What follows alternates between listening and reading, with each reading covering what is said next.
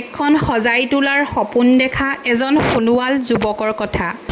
ডিব্ৰুগড় জিলাৰ টিংখাং সমষ্টিৰ ঔফুলীয়া গাঁৱৰ এজন কৰ্মোদ্যমী যুৱক দীপাংকৰ হাজৰিকা, যাৰ বুকুত সপোন জাগিছিল নিজৰ গাঁওখন সুন্দৰকৈ সজাই তোলাৰ হেঁপাহ।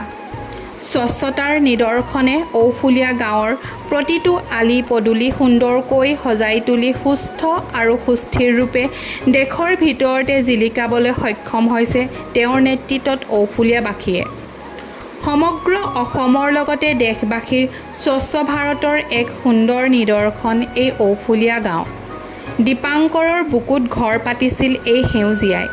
এই সেউজীয়াবোৰৰ তাগিদাতে তেওঁ গ্ৰীণ ঔফুলীয়া নামৰ এটি প্ৰজেক্ট হাতত লৈ গাঁওখনৰ যুৱকসকলক লগত লৈ ঔফুলীয়া গাঁওবাসীয়ে গাঁওখনৰ প্ৰতিটো আলি পদূলি সুন্দৰকৈ চাফ চিকুণকৈ সজাই তুলিছে।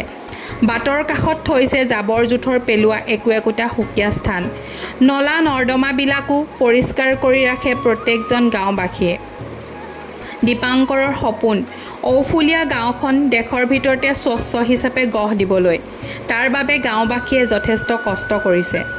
দেশৰ প্ৰধানমন্ত্ৰী নৰেন্দ্ৰ মোদী ডাঙৰীয়াও দীপাংকৰৰ এই প্ৰচেষ্টাৰ শলাগ লৈছিল। আমি সোণোৱাল সংবাদৰ তৰফৰ পৰাও দীপাংকৰৰ এই প্ৰচেষ্টাৰ শলাগ লওঁ আৰু আশা কৰোঁ তেওঁৰ লগতে ঔফুলীয়াবাসীৰ সপোনবোৰ যাতে পূৰণ হয় আৰু অনাগত দিনত গোটেই পৃথিৱীতে নাম হওক গ্ৰীণ ঔফুলীয়াৰ, লগতে সেউজীয়া আৰু স্বচ্ছ হৈ উঠক গোটেই ধৰাখন।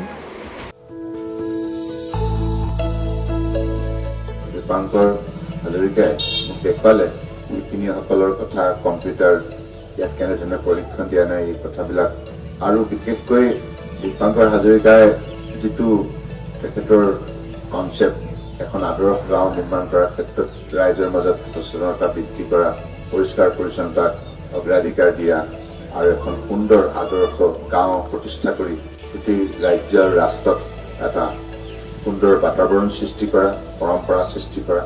গতিকে ইয়াৰ বাবে মই আপোনালোকক বিশেষভাৱে আন্তৰিক কৃতজ্ঞতা জ্ঞাপন কৰিছোঁ।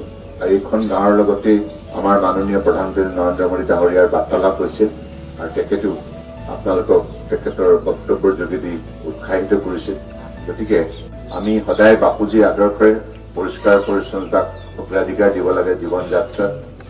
আৰু কাহিনীৰ পৰা আমি এটা কথা শিকি আহিছোঁ, পৰিষ্কাৰ পৰিচ্ছন্নতা ঈশ্বৰৰ পৰা এনেকুৱা, য'তেই পৰিষ্কাৰ ততেই সংস্কাৰ, স্বচ্ছতা আহি সেৱা।